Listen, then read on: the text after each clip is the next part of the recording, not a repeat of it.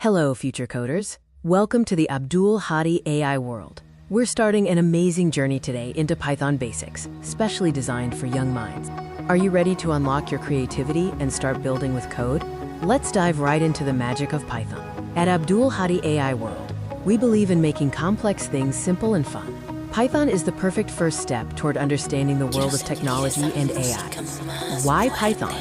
Because it's super simple to read, almost like English. This makes it powerful and the best language for beginners to learn to code and solve problems. Today, we're going to cover the absolute building blocks of Python programming.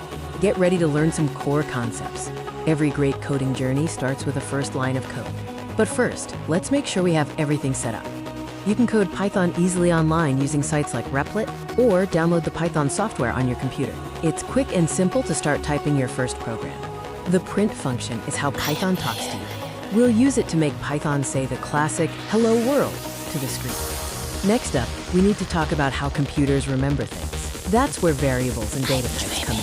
Think of variables as named containers that hold information for your program. We give them a name, and Python remembers what's inside.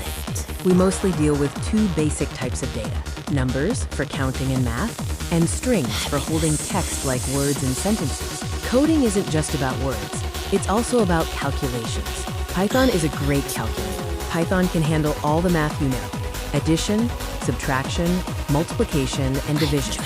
Use the standard symbols to perform these operations easily. Even advanced AI and data science start with simple math. Understanding these operators is your first step toward complex data handling. What if you have lots of related information? Lists are perfect for organizing multiple items together.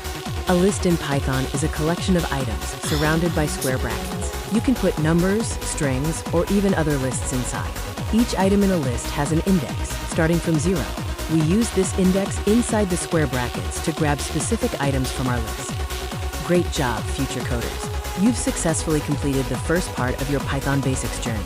We learned about variables, used the print function, and started organizing information with lists. These are powerful foundations for any coder. Keep practicing your code.